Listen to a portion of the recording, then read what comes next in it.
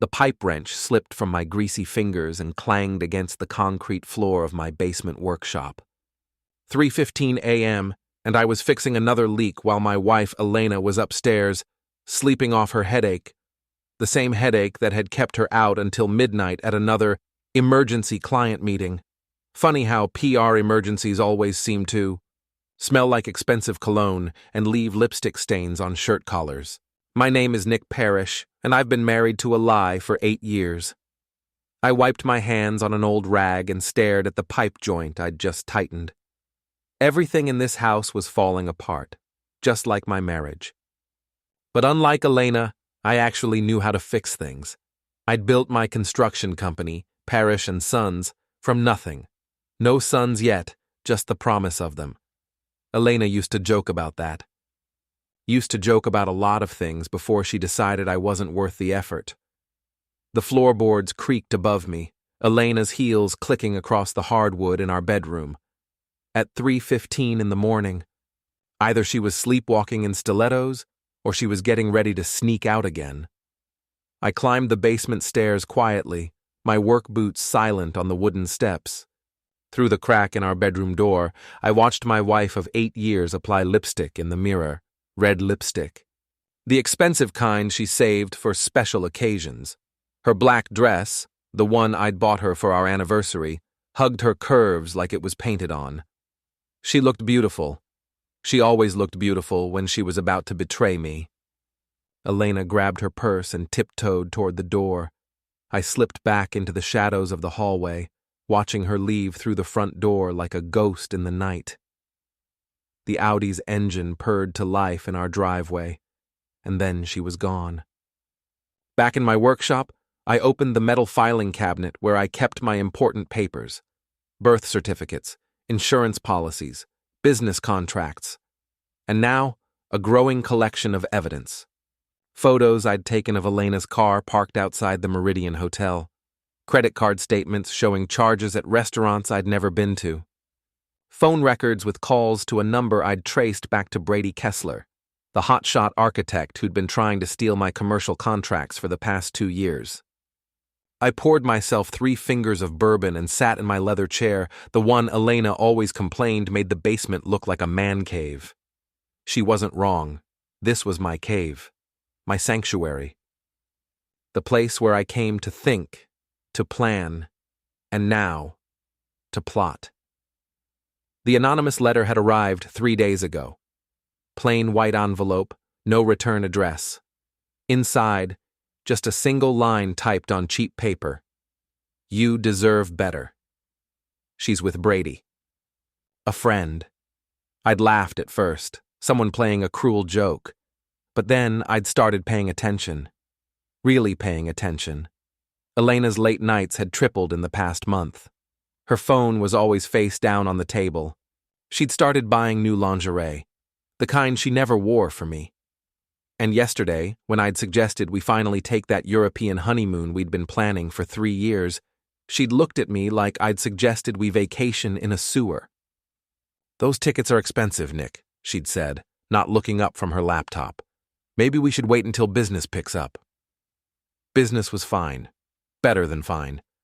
I'd just landed the biggest contract in my company's history, a mixed-use development downtown that would keep my crews busy for 18 months. Elena knew this. She'd been the one pushing me to think bigger and expand my vision for years. Now that I had, she wanted to pump the brakes. The bourbon burned going down, but it felt good, clean, honest, unlike everything else in my life lately. I pulled out my phone and scrolled through Elena's social media. She'd been careful not to post anything suspicious, but her friend Sophie had been less discreet. Photos from last weekend's girls' night showed Elena at Chez Laurent, the most expensive restaurant in the city. The same restaurant where Brady Kessler had tagged himself that same night. My phone buzzed. A text message from an unknown number. "Check your security cameras." She left 20 minutes ago. This is the 3rd time this week. I'd installed the security system last year after a string of break-ins in our neighborhood. Elena had complained about the cameras, said they made her feel like she was being watched. Now I knew why. I pulled up the app on my phone and scrolled back through the week's footage. Monday night, Elena leaving at 11:47 p.m., returning at 2:33 a.m. Wednesday, out at 10:15 p.m., back at 1:58 a.m., and tonight, gone at 3:22 a.m. Before we dive deeper into this story, I have one small request. Please subscribe, drop a like, and tell me in the comments what city you're watching from. The evidence was piling up like concrete blocks, each piece heavier than the last. My wife was cheating on me with Brady Kessler, the same smug bastard who'd been underbidding my projects and stealing my clients for 2 years. The same guy who drove a red Porsche and wore $1,000 suits like they were uniforms. The same guy who'd had the balls to shake my hand at the Chamber of Commerce dinner last month while he was screwing my wife behind my back. I finished my bourbon and headed upstairs to wait. Elena would be back before dawn, slipping into bed like nothing had happened. She'd probably shower first, washing away the evidence of her betrayal. Then she'd curl up next to me, her back turned, and pretend to sleep. But I wouldn't be sleeping. I'd be planning. The front door clicked open at 4:47 a.m. I lay in bed with my eyes closed, listening to Elena's careful footsteps on the stairs. She paused outside our bedroom door, probably checking to see if I was awake.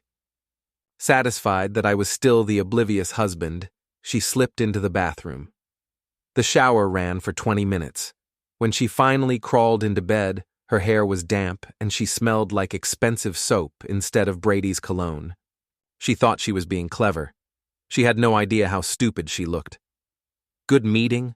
I asked quietly. Elena froze. "What?" "Your meeting. The one that kept you out until almost 5 in the morning. Must have been important." I couldn't sleep. I went for a drive. Her voice was steady, but I could feel the tension in her body next to me. "In your cocktail dress?" Silence. "I'm tired, Nick. Can we not do this now?"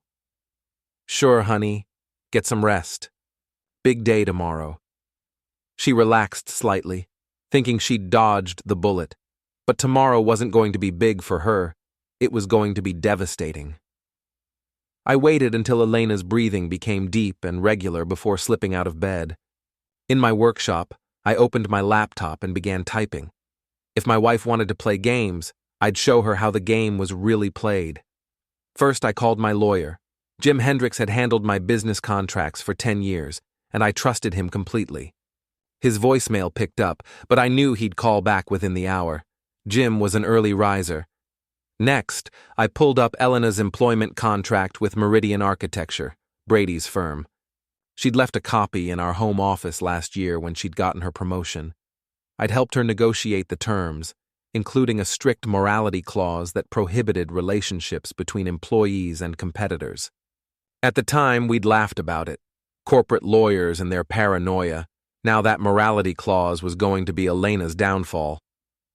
My phone rang. Jim Hendricks, right on schedule. "Nick? What's got you up at dawn calling lawyers? Please tell me you didn't punch another building inspector."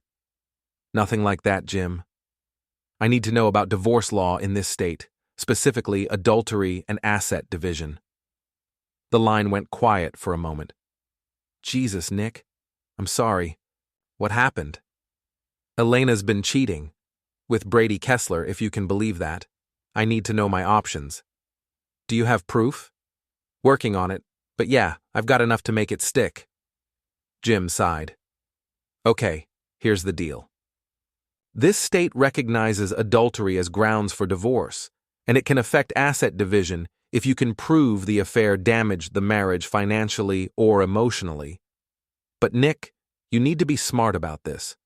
Don't do anything stupid. Define stupid. Don't confront them. Don't make threats. Don't do anything that could be construed as harassment or intimidation. Document everything, but stay clean. The moment you cross the line, you become the bad guy in court." "Got it. What about her job?" "What about it? She works for Brady. There's a morality clause in her contract." Jim whistled low. "That's interesting. If you can prove the affair, And if her company has a strict policy about relationships with competitors, she could be terminated for cause.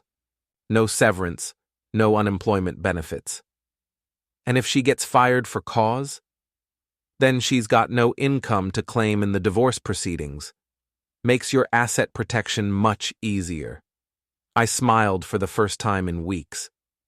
Thanks, Jim. I'll be in touch. Nick, be careful. Revenge feels good in the moment, but it can bite you in the ass later. This isn't revenge, Jim. This is justice. After I hung up, I made coffee and sat in my kitchen, watching the sunrise through the window. Elena was still sleeping off her late night, but she'd be up soon. She had a presentation at work today, something she'd been stressed about for weeks. Funny how her stress always seemed to drive her into Brady's arms. My nephew Zane knocked on the back door at 7:30 sharp. 22 years old, computer science major, and the best tech support I'd ever had. He'd been helping me upgrade the security systems on my job sites, and he owed me a favor. Uncle Nick? You look like hell. Feel worse. I need your help with something, and it needs to stay between us. Zane's eyes lit up. He loved mysteries, especially the kind that involved technology. What do you need? I handed him Elena's phone. She'd left it charging on the kitchen counter, something she never did. Either she was getting careless, or she wanted me to find something. I need to know who she's been talking to, where she's been going, and what she's been saying. Can you do that without leaving fingerprints? Zane turned the phone over in his hands, examining it like a jeweler studying a diamond. This is illegal, you know. So is adultery. Fair point. He plugged the phone into a small device that looked like a USB drive. Give me 20 minutes. While Zane worked his magic, I showered and got dressed for work. Elena was still sleeping, but I could hear her alarm clock buzzing through the bedroom door. She'd be up soon, rushing around the house like a tornado, complaining about being late while secretly texting Brady about their next rendezvous. Done, Zane announced, unplugging his device. I've cloned her phone completely. Every text, every call, every photo, every app. It'll sync automatically to this tablet so you'll see everything in real time. He handed me a small tablet that looked identical to the one I used for work. The clone updates every time she connects to Wi-Fi, so you'll know what she's doing almost as fast as she does it. You're a genius, kid. I'm also an accomplice now, so don't get us both arrested. After Zane left, I sat in my truck in the driveway, scrolling through Elena's cloned phone. The evidence was overwhelming. Hundreds of texts between her and Brady, going back 4 months. Photos that made my stomach turn.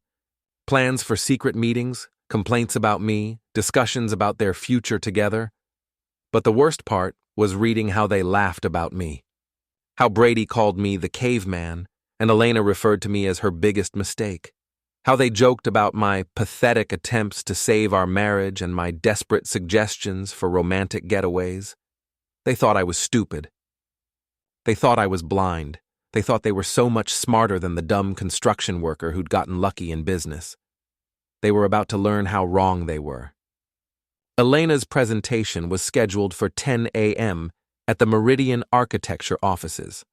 I knew this because she'd been rehearsing it for weeks, and because Brady had texted her that morning. Can't wait to celebrate your big presentation tonight. Same place as usual. The same place as usual was the Meridian Hotel, room 412. Brady kept a suite there for client meetings. According to Elena's texts, they'd been meeting there twice a week for the past month. I called my project manager, Terry, and told him to handle the morning site inspections without me. Terry was ex-military, loyal as a dog, and smart enough not to ask questions when I needed space to handle personal business. At 9:30, I parked across the street from Meridian Architecture and waited. Elena's Audi was in the parking lot, along with Brady's red Porsche. They were both inside, probably going over her presentation one last time. Or maybe they were going over each other. Either way, they were about to have a very bad day. At exactly 10 a.m., I walked into the Meridian Architecture lobby like I owned the place. The receptionist, A young blonde who looked like she'd stepped out of a magazine smiled at me professionally. "Good morning. How can I help you?" "Nick Parrish, Parrish and Sons Construction. I have a meeting with Brady Kessler about the downtown development project." It was a lie, but a believable one. Brady had been trying to get a piece of my downtown contract for months. "I'm sorry, Mr. Parrish, but Mr.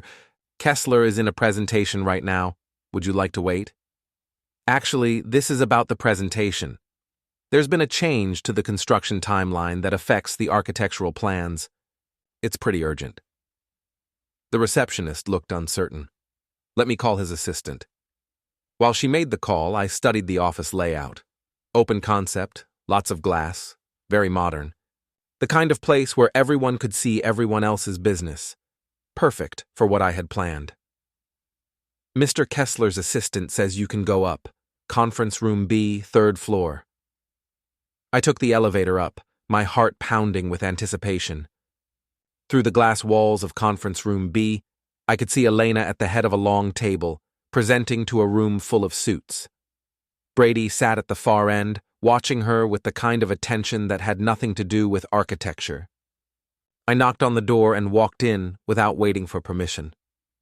"Sorry to interrupt," I announced to the room, "but there's been an urgent development with the downtown project that affects these plans." Elena's face went white. Brady looked like he'd seen a ghost. The other people in the room, potential clients by the look of them, turned to stare at me with curiosity. "Nick," Elena stammered, "what are you doing here?" "Protecting my investment," I replied calmly. "Ladies and gentlemen, I'm Nick Parrish, owner of Parrish and Sons Construction.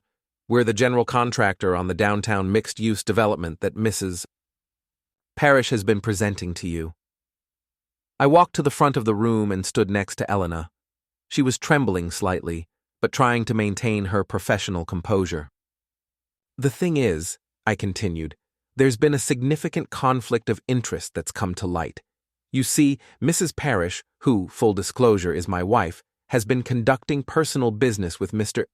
Kessler that could compromise the integrity of this project." Brady stood up. "Now wait, just a minute. Sit down, Brady." My voice was quiet, but firm. "The adults are talking." One of the clients, an older woman in an expensive suit, leaned forward. "What kind of conflict of interest?" I pulled out my phone and opened the cloned messaging app. "Well, for starters, my wife has been sharing confidential information about my construction bids with Mr. Kessler for the past 4 months. Information he's been using to undercut my prices on other projects." Elena grabbed my arm. "Nick, please." I shook her off gently. "I'm also concerned about the professional judgment of both parties, given that they've been conducting an extramarital affair during business hours, sometimes in this very building." The room erupted. The clients started talking over each other. Brady was shouting denials, and Elena looked like she was about to faint. "I have documentation," I continued, raising my voice over the chaos. "Text messages, photos, hotel receipts, all time-stamped and verified. I felt you deserved to know before entering into any business relationships with either of these individuals." I set a folder on the conference table. Inside were printed copies of the most damning text messages between Elena and Brady, including several that mentioned sharing my bid information and mocking my amateur construction methods. "This is harassment," Brady shouted. "I'm calling security." "Go ahead," I replied. "But you might want to call HR first. I believe your company has a strict policy about relationships between employees and competitors. Something about maintaining professional integrity and avoiding conflicts of interest." The older woman in the expensive suit stood up. "Thank you for bringing this to our attention, Mr. Parrish. We'll need to reconsider our position on this project." She and the other clients filed out of the conference room, leaving Elena, Brady, and me alone. Elena was crying now, her carefully applied makeup running down her cheeks. Brady looked like he wanted to punch me. "You son of a bastard," he snarled. "You just cost us both our careers." "No," I replied calmly. "You did that when you decided to screw my wife and steal my business. I just made sure everyone knew about it." Elena finally found her voice. "Nick, please, we can work this out. We can go to counseling."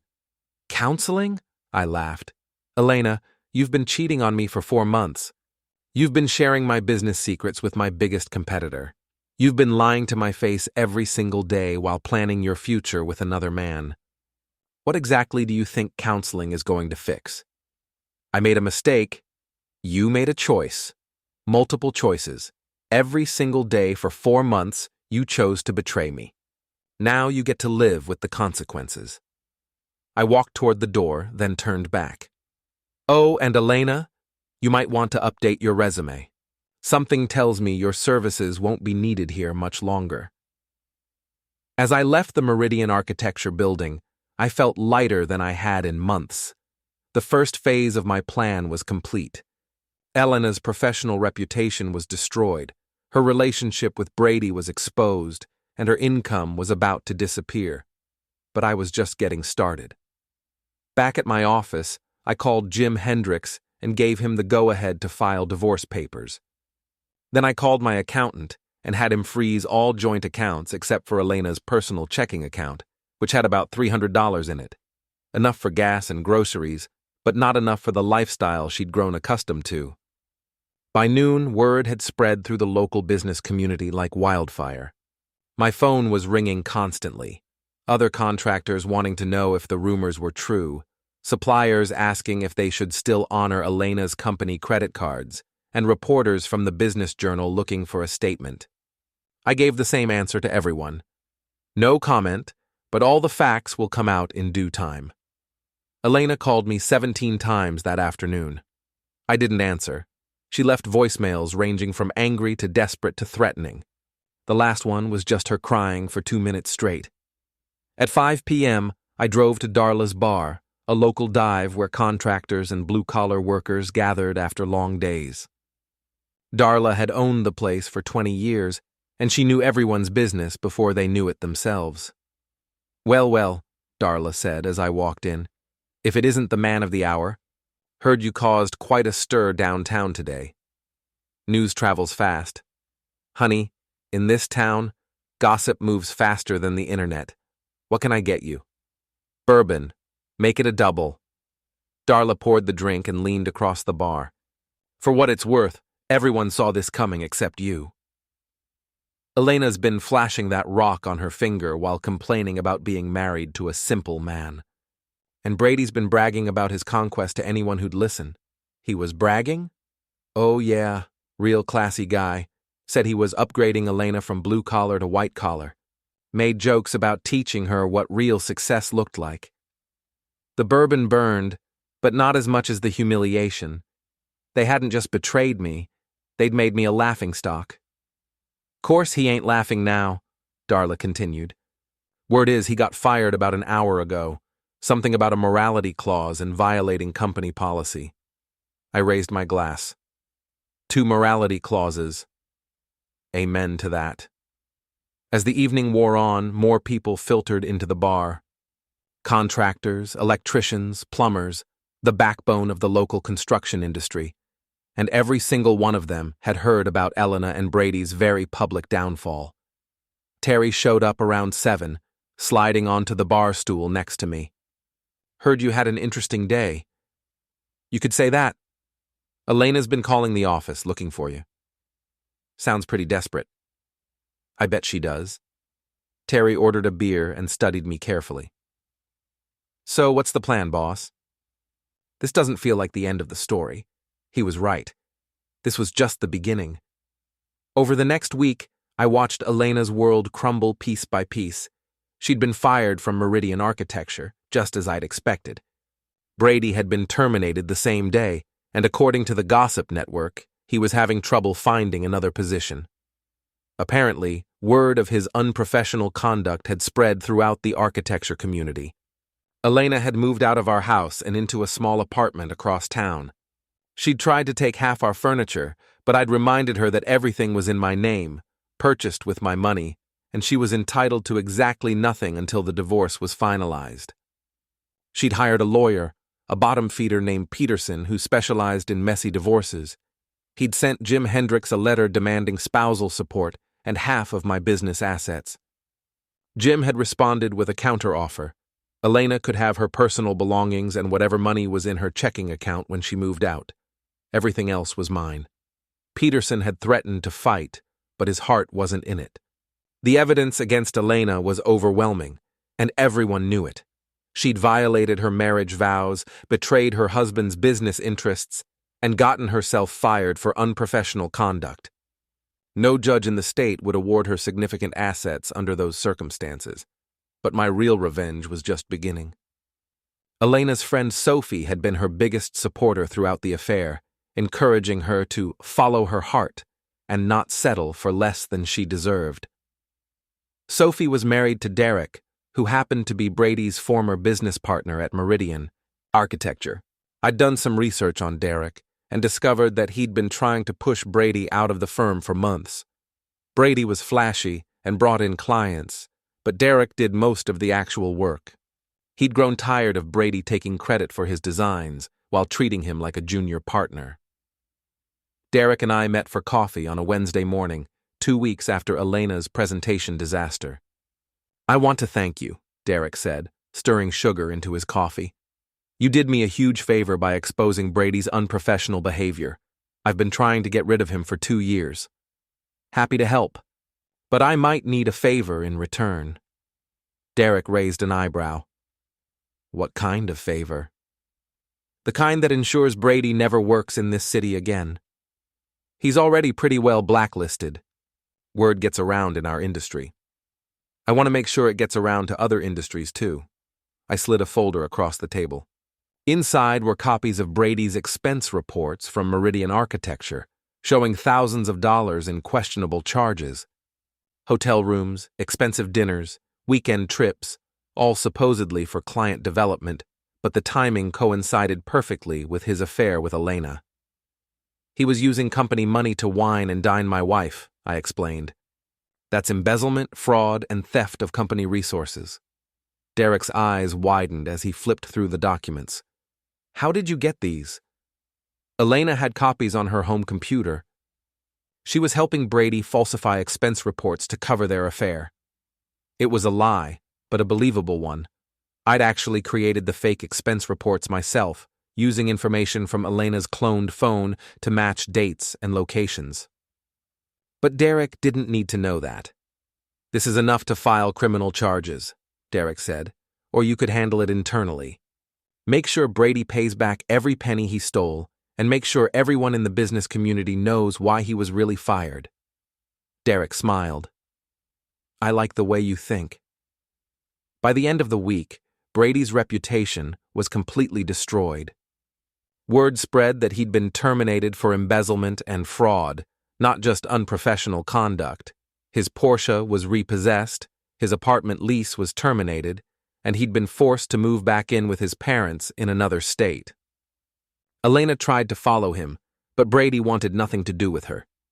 According to Sophie, who'd been surprisingly willing to share information once she realized Elena had been lying to her too, Brady blamed Elena for his downfall and refused to take her calls.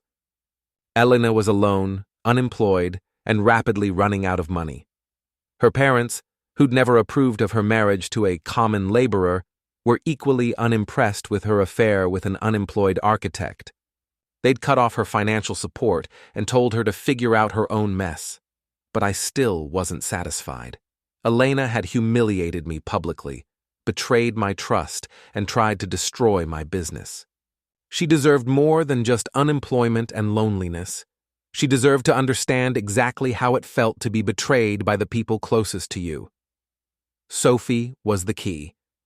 She'd been Elena's best friend for 15 years, her maid of honor at our wedding, and her biggest cheerleader throughout the affair. Elena trusted Sophie completely, told her everything, and relied on her for emotional support, which made Sophie the perfect weapon. I'd learned from Derek that Sophie's marriage was in trouble. She and Derek had been fighting constantly about money, his long work hours, and her spending habits. Sophie felt neglected and unappreciated, just like Elena had claimed to feel in our marriage. I started running into Sophie accidentally at the grocery store, the coffee shop, the gym. just friendly conversations between two people dealing with the aftermath of their spouse's poor choices. I was sympathetic about her marriage problems, understanding about her financial stress, and careful never to cross any inappropriate lines. Sophie began confiding in me about Elena's behavior during the affair. How Elena had bragged about Brady's expensive gifts, mocked my pathetic attempts to save our marriage, and planned to divorce me once she'd secured her position at Meridian Architecture. "She said you were holding her back," Sophie admitted during one of our coffee meetings, "that you were too small town for her ambitions. Did she really think Brady was going to leave his wife for her?" Sophie looked uncomfortable. "Brady isn't married, Nick. He never was." Elena knew that. This was news to me. I'd assumed Brady was cheating on his own wife, which would have made him equally guilty. But if he was single, then Elena was the only one betraying marriage vows.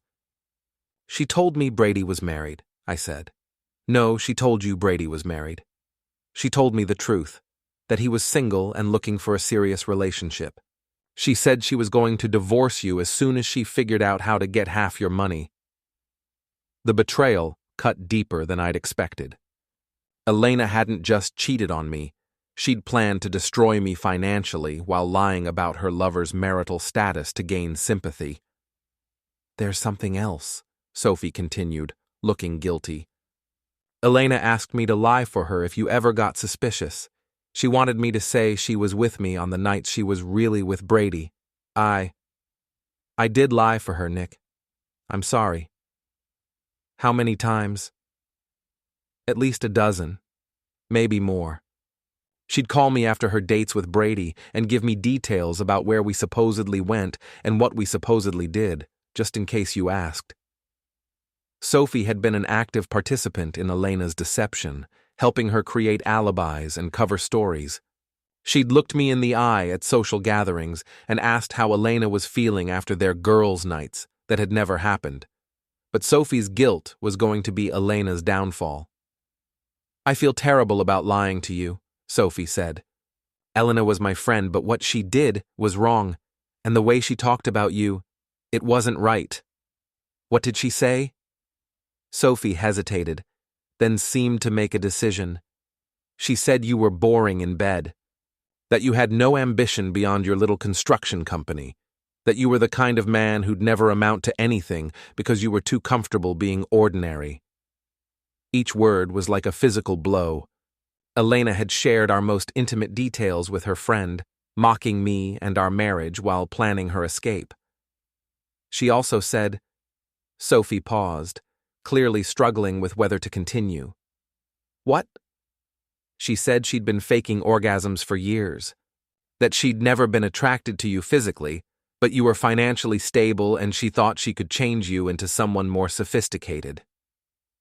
I finished my coffee in silence, processing the depth of Elena's betrayal. She hadn't just cheated on me, she'd been lying about everything for our entire marriage. "Sophie," I said finally, "I need you to do something for me." "What?"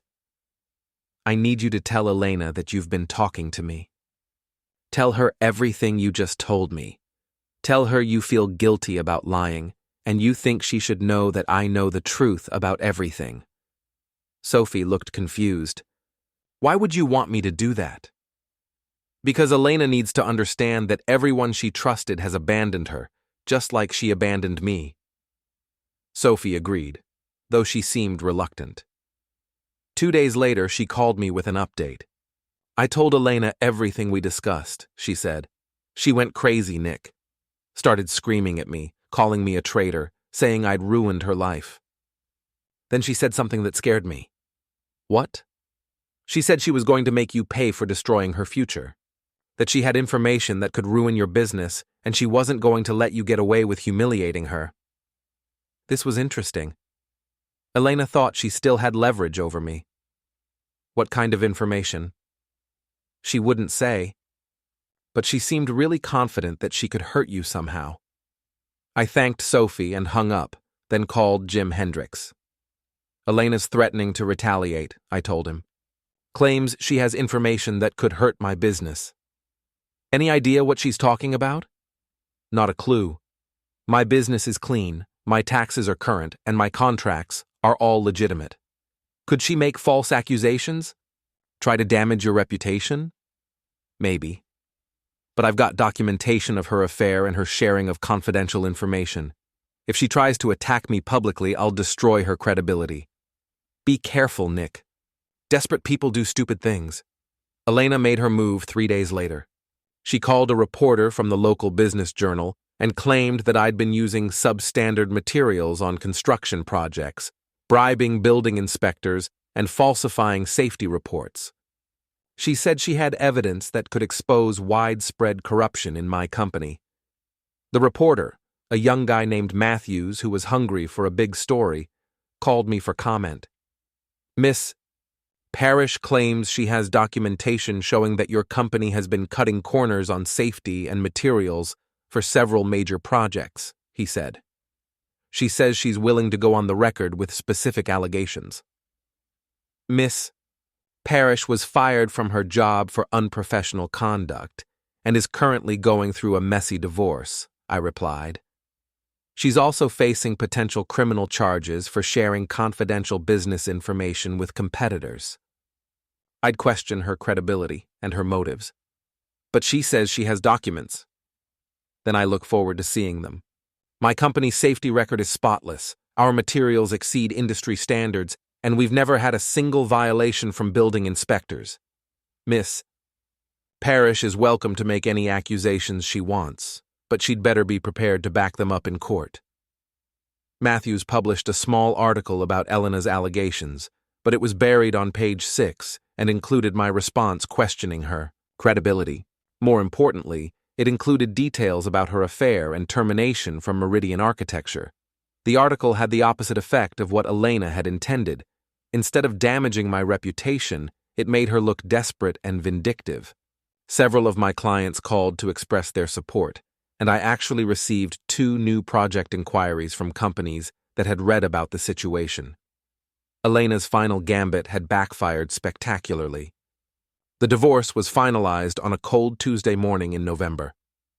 Elena got her personal belongings, her car, and $5,000, enough to help her relocate and start over somewhere else. I kept the house, the business, and everything else we'd built together.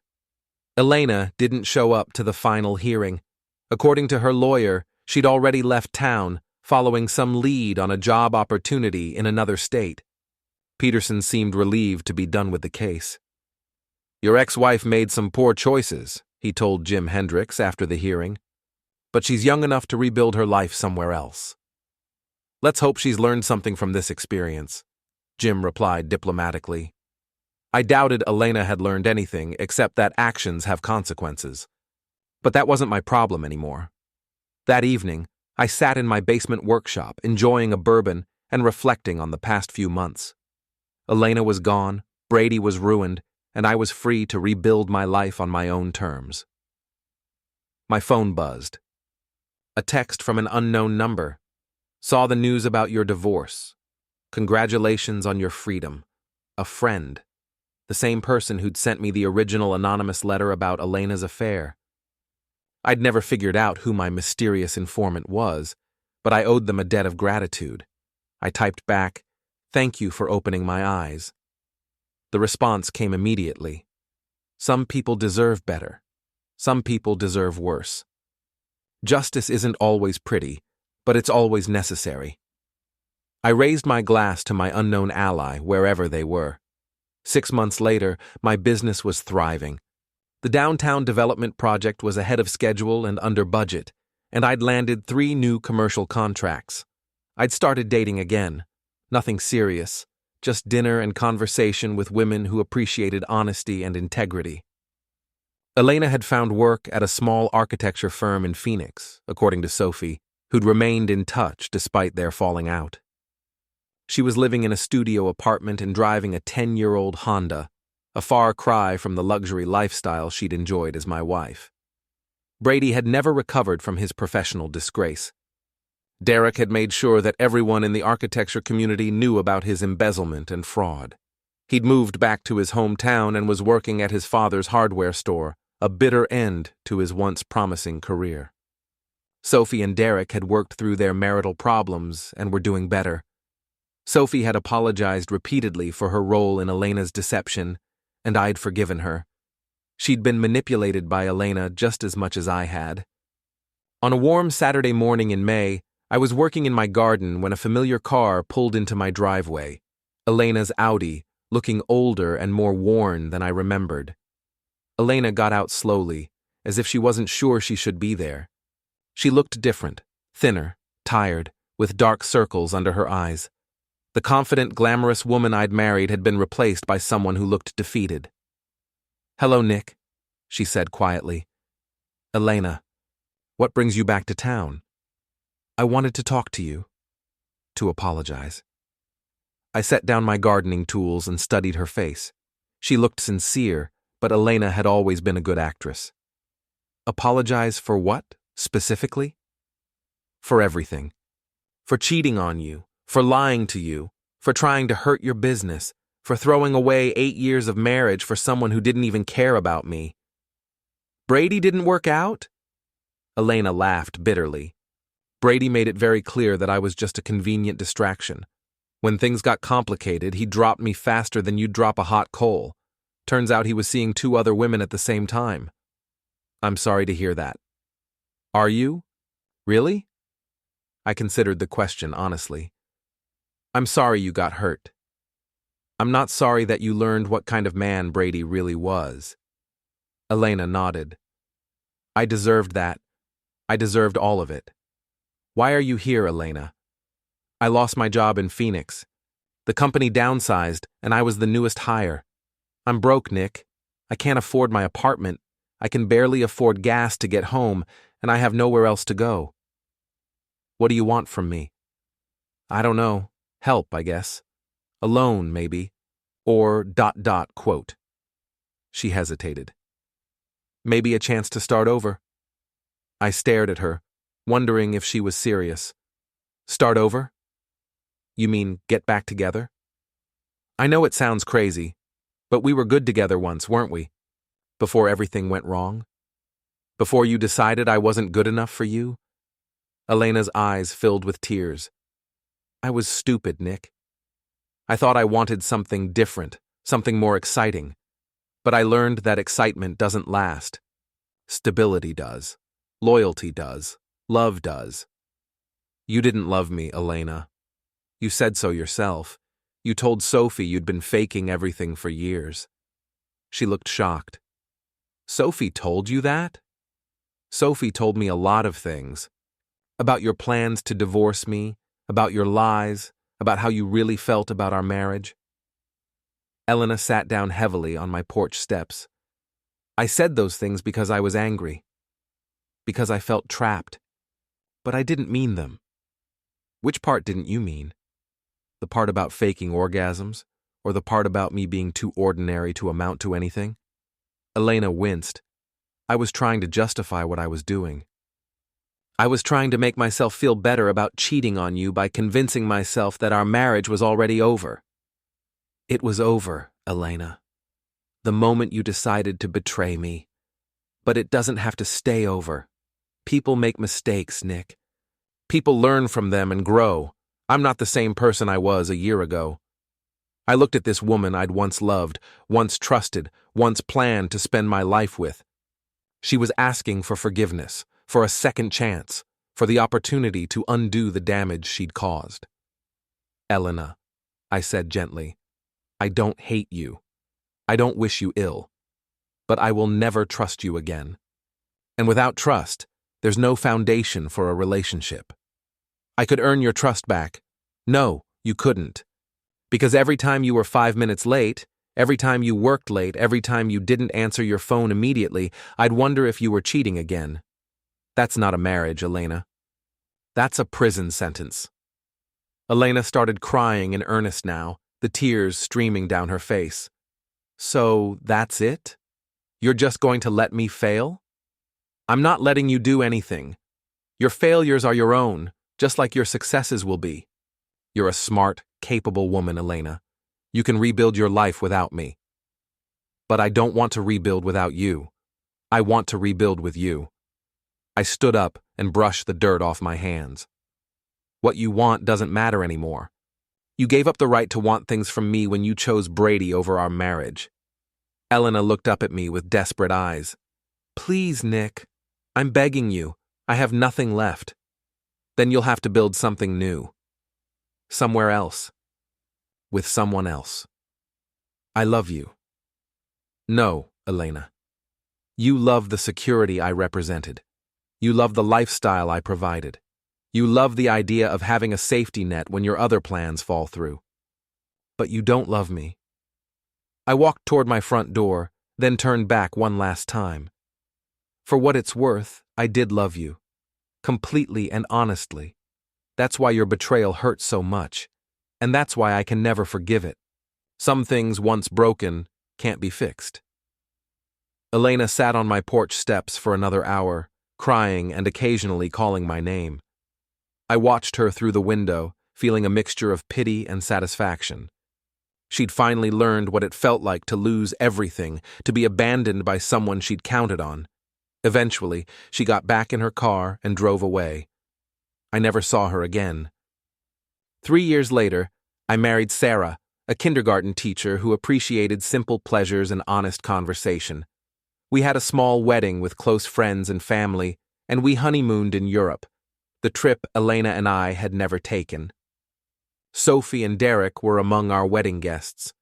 Sophie had become a good friend over the years, and her guilt about Elena's deception had evolved into a fierce loyalty to the truth. She'd learned the cost of enabling someone else's lies. Elena called me last week, Sophie told me at the reception. She's working as a waitress in Denver, sharing an apartment with 2 roommates. She asked if I thought you'd ever forgive her. What did you tell her? I told her that some bridges once burned can't be rebuilt, and that she should focus on building new bridges instead of trying to repair the ones she destroyed. I raised my glass of champagne. To new bridges. To new bridges, Sophie agreed. As I danced with my new wife under the stars, I reflected on the long journey from betrayal to redemption. Elena had taught me that love without trust is worthless, that loyalty can't be taken for granted, and that sometimes the best revenge is simply living well. Brady had faded into obscurity, his career and reputation permanently destroyed by his own choices. Elena was learning to survive on her own, without the safety net of a husband's success or a lover's promises. And I was building a new life based on honesty, respect, and genuine affection. Justice had been served, not through violence or cruelty, but through the natural consequences of poor choices. Elena and Brady had destroyed themselves through their own actions. I'd simply made sure everyone knew what they'd done. Some people might call it revenge. I called it accountability. The truth had set me free, and the truth had bound them to the consequences of their betrayal. In the end, that was justice enough. It's enough. It's enough. It's enough. It's enough. It's enough. It's enough.